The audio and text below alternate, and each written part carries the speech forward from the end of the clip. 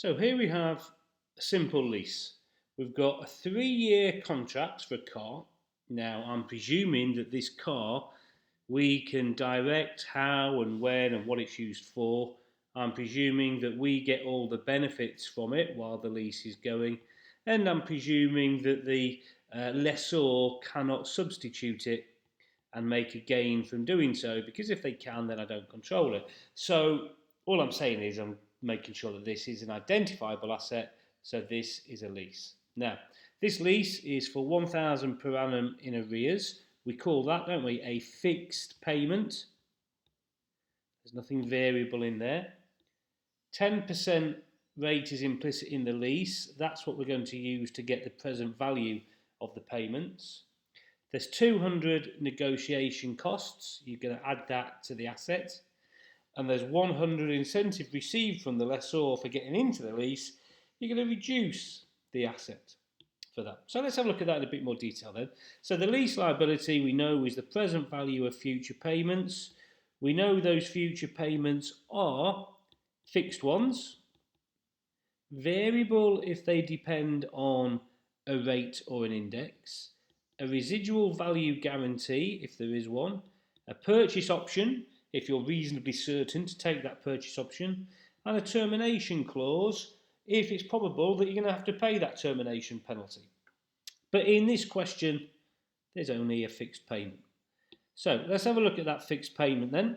It's in year 1 we're paying 1,000, in year 2 we're paying 1,000, in year 3 we're paying 1,000.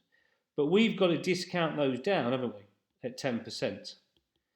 So that's 0.909 or 1 divided by 1.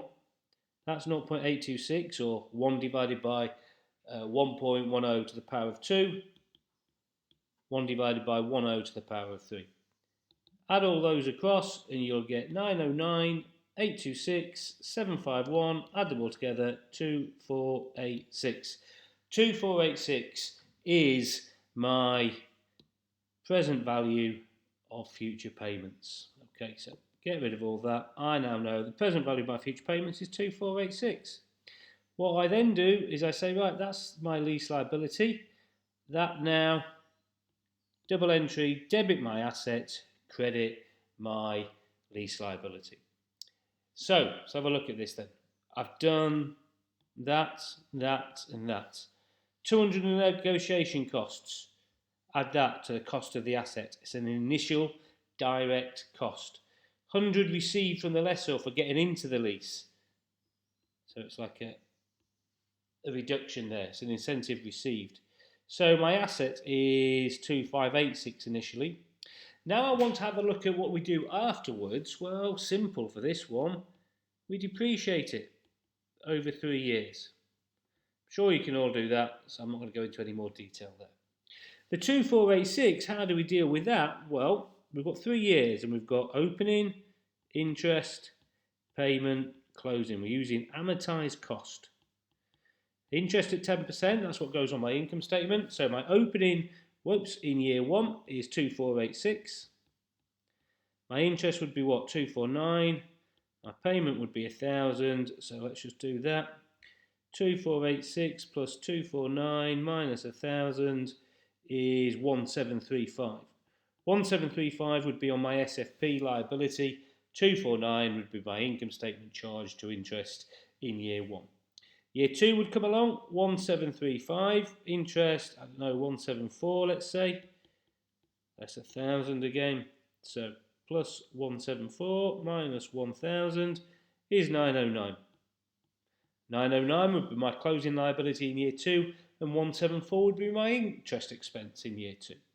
Year 3 comes along, 909, 91 charge to the income statement.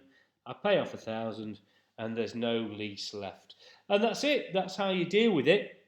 Now, can you remember that we said that, yeah, that's how you deal with things, except for there's a couple of exemptions. And those exemptions were, on this side, it could be a low value asset, and on this side, it could be a short-term lease. And the short-term lease was less than 12 months. Well, this wasn't less than 12 months, this was 3 years. A low value asset was basically lower than $5,000. So you might think to yourself, oh, hang on, this is an exemption. I shouldn't have done all that. I should have just put the payments to the income statement.